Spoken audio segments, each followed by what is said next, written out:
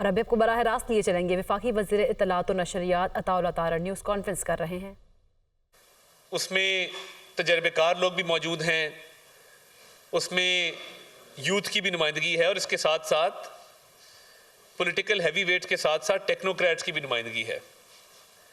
तो वज़ीर आज़म पाकिस्तान ने ये तहैया किया है कि कारकर्दगी को जांचा जाएगा और कारकर्दगी के हवाले से जो KPIs जिन्हें हम कहते हैं की परफॉर्मेंस इंडिकेटर्स, उनका तयन किया गया है कि हर वजारत के क्या की परफॉर्मेंस इंडिकेटर्स हैं और क्या कारकर्दगी वजारतें देंगी तो समझा जाएगा कि उन्होंने अपना काम ठीक किया है। और वज़ीर आज़म ने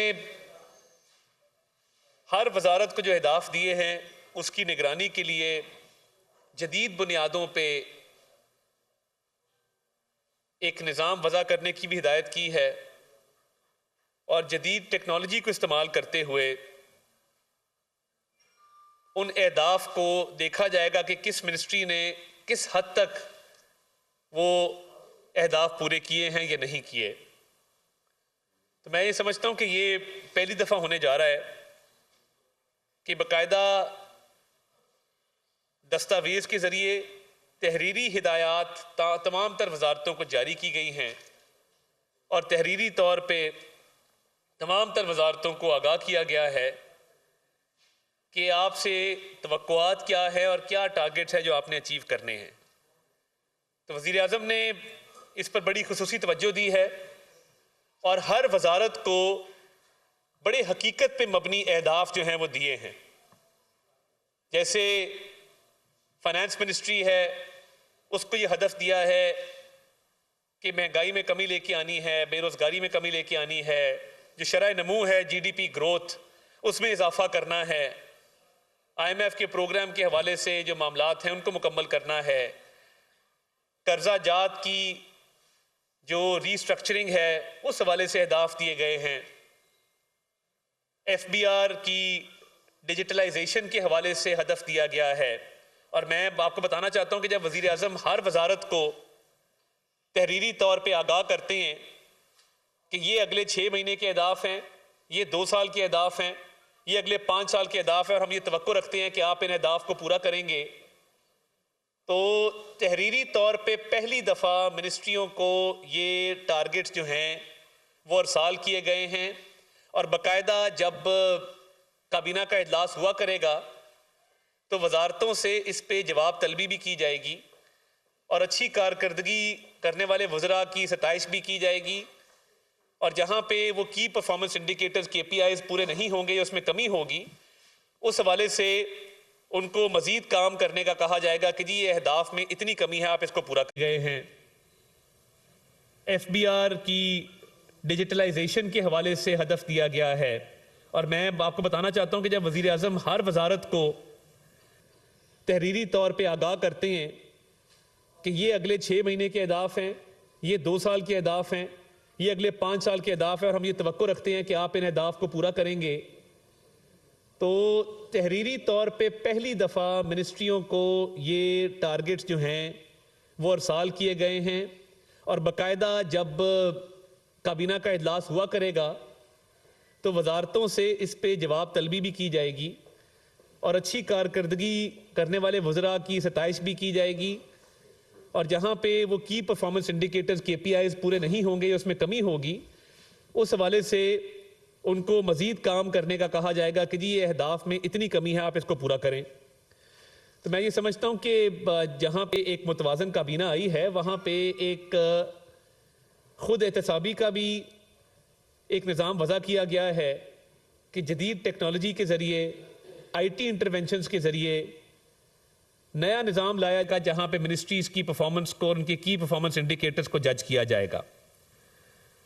तो ये टारगेट्स बड़े क्लियर दिए गए हैं, जैसे तजारती खसारे को कम करना, ज़र मुबादला को बढ़ाना, महंगाई की शरह की मैंने बात की, इसी तरह जो इंफॉर्मेशन टेक्नोलॉजी का शोबा है उसके अंदर जो एक्सपोर्ट्स हैं उसमें इजाफा करना। अभी हमारे फ्रीलांसर्स बहुत अच्छा काम कर रहे हैं, IT कंपनीज बहुत अच्छा काम कर रही, पूरी दुनिया में हमारे आईटी एक्सपर्ट्स की मांग भी है, उनको सराहा भी जाता है। तो उस हवाले से भी टारगेट सेट किया गया है कि आईटी एक्सपोर्ट्स को भी बढ़ाना है। और जिस तरह कल वज़ीर आज़म ने बात की कि जो पेपैल जैसी फैसिलिटीज़ हैं इनको फ़ाल करना, वाईफाई हॉटस्पॉट्स को फ़ाल करना, पूरे मुल्क में जदीद डिजिटल निज़ाम को लेके आना, और पाकिस्तान में बड़ा पोटेंशियल है आईटी एक्सपोर्ट्स का और उनको बढ़ाने का। तो मैं समझता हूँ कि ये बड़े क्लियर टारगेट्स हैं जो दिए जा रहे हैं और ये तारीख में पहली बार ऐसा कदम जो है वो उठाया जा रहा है। इसी तरह इंटीरियर मिनिस्ट्री है, उनको ये टारगेट दिया गया है कि गैर कानूनी जो असला है उसके खिलाफ क्रैकडाउन करने के हवाले से, दहशतगर्दी के जो वाक़यात हैं उनकी रोकथाम के लिए जदीद बुनियादों पे निज़ाम को वज़ा करने के हवाले से, जो पाकिस्तान में गैर कानूनी तौर पे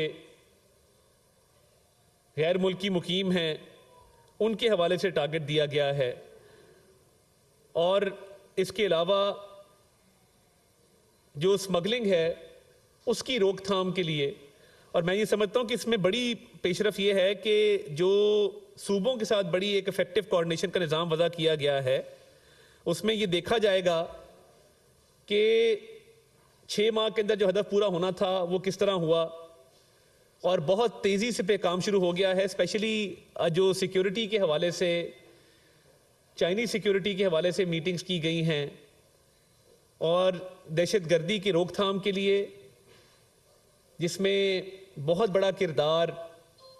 हमारी इंटेलिजेंस एजेंसीज का भी है कि प्रीएम्प्टिव एक्शन कैसे लिया जाएगा और वक्त से पहले बरवक्त इतला जो एक्शनेबल इंटेलिजेंस है उस पर एक्शन कैसे किया जाएगा। और जिस तरह नेशनल एक्शन प्लान की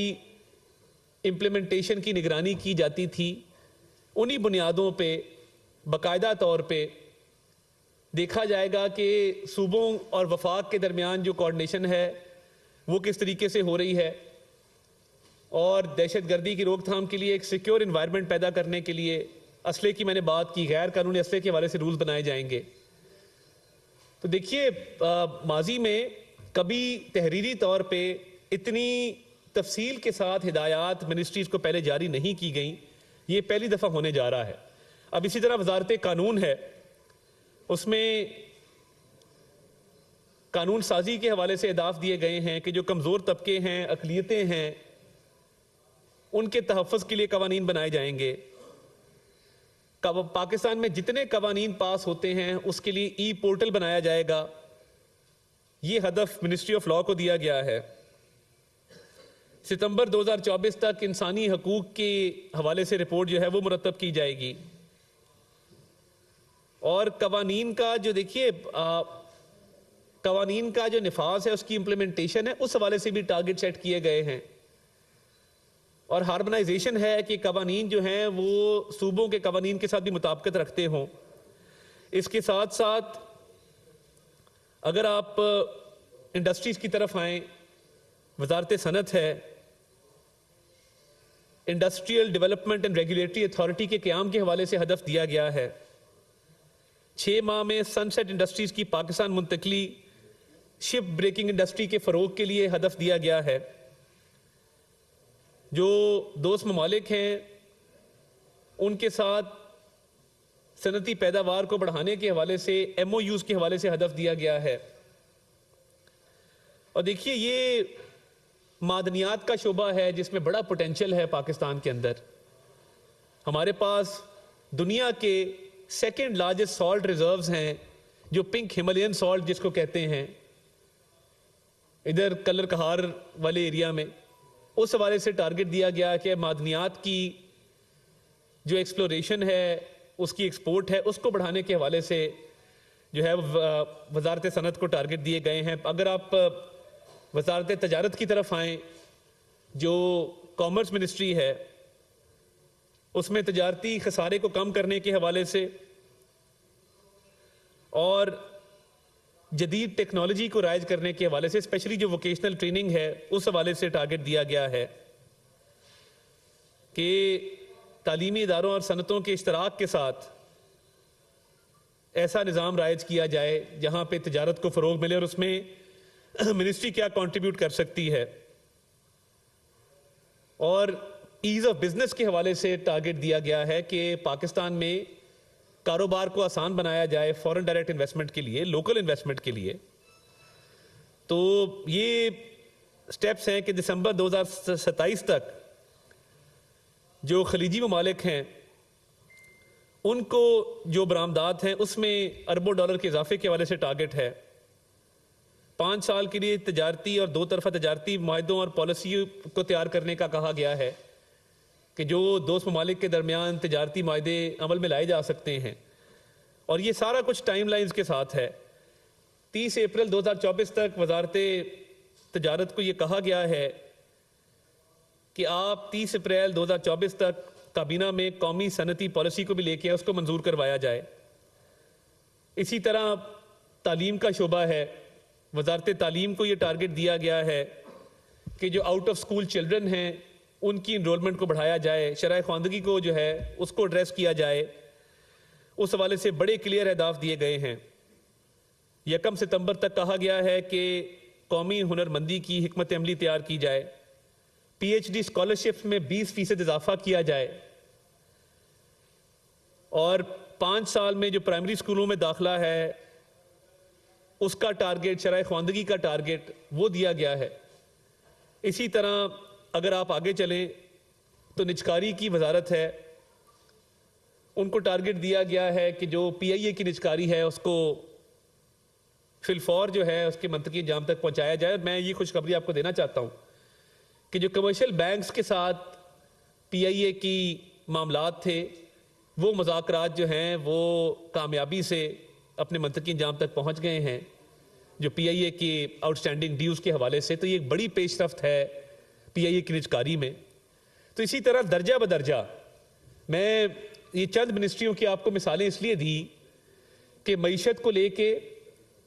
तजारत को बढ़ाने के हवाले से, IT एक्सपोर्ट्स को बढ़ाने के हवाले से, इंडस्ट्री को फ़रोग देने के हवाले से, ईज़ ऑफ बिजनेस के हवाले से, माइंस एंड मिनरल्स की फील्ड के हवाले से, ये तमाम सेक्टर्स हैं, एग्रीकल्चर के हवाले से, ये तमाम सेक्टर्स हैं जिसमें वज़ीर आज़म ने एक बाकायदा 70 सफ़ों का डॉक्यूमेंट है जो मिनिस्ट्रीज को अरसाल किया है और तहरीरी हिदायत जारी की हैं कि जी हमें आपसे ये तवक्को है, ये आपके अहदाफ हैं, ये आपने 6 माह में करने हैं, ये 2 साल में करने हैं, ये 5 साल में करने हैं। तो ये मैं समझता हूँ कि एक वज़ीर-ए-आज़म पाकिस्तान शहबाज शरीफ साहब इस काम के लिए जाने जाते हैं कि जब उनको काम लेना आता है, और बतौर एक अच्छे एडमिनिस्ट्रेटर के, बतौर एक इफेक्टिव सियासतदान के उन्होंने माजी में भी डिलीवर करके दिखाया है। और ये जो अहदाफ दिए जा रहे हैं तमाम मिनिस्ट्रीज को, ये काबीना की मीटिंग में भी इसका रिव्यू किया जाएगा। और जो IT का सिस्टम लाया जा रहा है मॉनिटरिंग के लिए, ये पहले कभी नहीं लाया गया, तो E-गवर्नेंस की तरफ भी ये बहुत बड़ा कदम है। तो मैं ये समझता हूं कि ये तारीखी इकदामात हैं।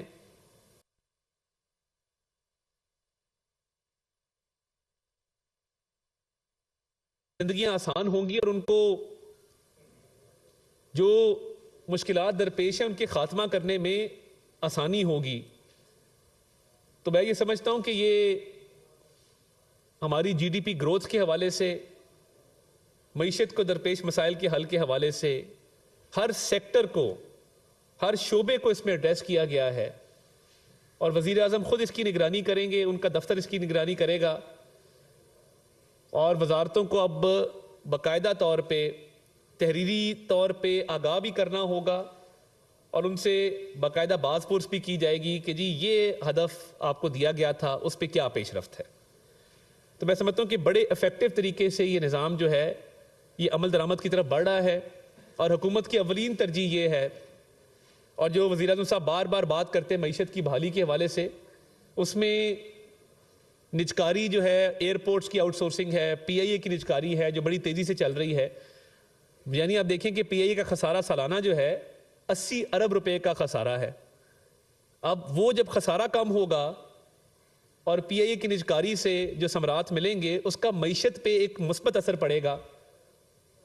और जब PIA की निजकारी होगी तो हुकूमत को उस मद में जो रेवेन्यू आएगा तो उसमें भी इजाफा होगा।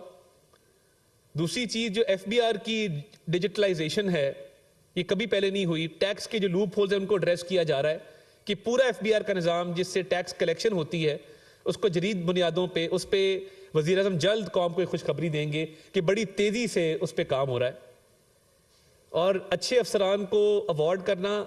जो करप्ट अफसरान हैं FBR के, वज़ीर आज़म साहब की ज़बान में उनकी परेड करवाना, ये भी तरजीहात में शामिल है। और आपने देखा कि जो पाकिस्तान के एक्सपोर्टर्स हैं जिन्होंने पाकिस्तान के ज़र मुबादला के ज़खायर में इजाफा किया है, या पाकिस्तान के बड़े टैक्स देने वाले जो बिजनेसमैन हैं, उनको बुला के पहली दफ़ा अवार्ड्स दिए गए, उनको नवाजा गया, उनको गार्ड ऑफ ऑनर पेश किया गया, उनको ब्लू पासपोर्ट की फैसिलिटी दी गई, उनको पाकिस्तान ऑनर कार्ड दिया गया। ये पहली दफ़ा हो रहा है कि बिजनेसमैन जो रोज़गार के मौके फराहम करते हैं, जो मईशत में एक मुस्बत अपनी कॉन्ट्रीब्यूशन करते हैं और जिन्होंने मईशत का पहिया चलाने में अपना किरदार अदा किया है, उनको बाकायदा तौर पे बुला के एजाज़ से नवाजा गया है। तो ये सिलसिला भी जारी रहेगा। इसके साथ साथ शहाना अखराजात पे जो कमी है, कई महकमे हैं जो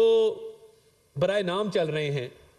जिनका काम कोई नहीं, उनको मर्ज करेंगे दूसरे महकमों के साथ। अखराजात में कमी, काबीना के अराकीन भी जो हैं कोई तनख्वाह कोई बरात नहीं ले रहे, इसका ऐलान भी बाकायदा तौर पे काबीना की मीटिंग में भी हो चुका है। तो बहुत से अखराजात, एक कमेटी बनाई गई थी, ऑस्टेरिटी कमेटी, जो अखराजात को, हुकूमती अखराजात को कम करने के हवाले से एक रिपोर्ट अगले चंद दिनों में पेश करेगी वज़ीर आज़म को, और उसके मुताबिक फिर वज़ीर आज़म ऑस्टेरिटी पॉलिसी और हुकूमती मामलात में जो सादगी इख्तियार करने का एक मामला है उस पर एक लाहे अमल का ऐलान करेंगे और बताया जाएगा कि ये अखराजात कैसे कम किए जाएंगे। तो बड़ी संजीदगी के साथ, बड़े गौर व फिक्र से, बड़े तदब्बर से ये तमाम मामलात को ख़त्मी शक्ल दी गई है। और क्योंकि काबीना अवाम को जवाबदेह है, अवामी नुमाइंदे हैं, अवाम के वोट लेके हम आए हैं, इसलिए वज़ीर आज़म ने इन अहदाफ का तयन करके तमाम वजारतों को जवाबदेह किया है। और इन अहदाफ के हवाले से हम मीडिया के तवस्सुत से पाकिस्तानी अवाम को गाहे बगाहे आगाह करते रहेंगे कि किस हद तक इन अहदाफ को पूरा किया गया है। और देखें, हिम्मत से, हौसले से हम इस सफ़र पर निकल पड़े हैं। आपने देखा कि उन 16 माह के अंदर मुल्क को डिफ़ॉल्ट से बचाया, और डिफ़ॉल्ट से बचने की वजह से केयर टेकर दौर में इस्तेहकाम आया, रुपी की डीवैल्यूएशन नहीं हुई, रुपया मुस्तहकम हुआ। वरना तो एक्सचेंज रेट इस तरह फ्लक्चुएट करता था कि सुबह कुछ था, शाम कुछ था। अब आपने देखा है कि रुपया भी मुस्तहकम हुआ है और चीज़ें बेहतरी की तरफ चल पड़ी हैं। ये जो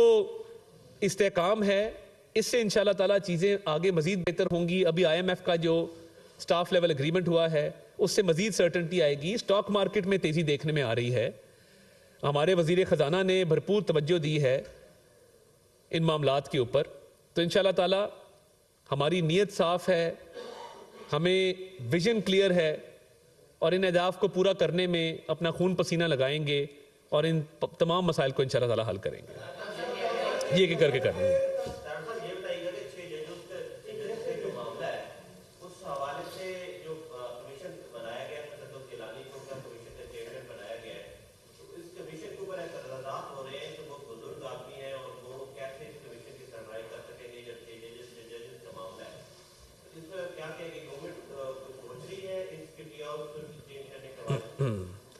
देखिए, मैं ये समझता हूँ कि जब एक ऐसे साबिक चीफ जस्टिस पाकिस्तान तसद्दुक़ हुसैन जिलानी साहब, जो कि अच्छी शोहरत के हामिल हैं, गैर मुतनाज़ा शख्सियत के मालिक हैं, और पूरा पाकिस्तान ये जानता है कि वो एक ईमानदार और फ़र्शनास जज रहे हैं, किसी को उन पर शक नहीं है, किसी को कोई डाउट नहीं है, तो उनका इंतखाब किया गया है। और उन्होंने अगर जिम्मेदारी कबूल की है तो मैं समझता हूँ कि वो सलाहियत रखते हैं कि इस जिम्मेदारी को निभाएं। उनकी सेहत के हवाले से हमारे तक तो कोई ऐसा मामला नहीं पहुंचा।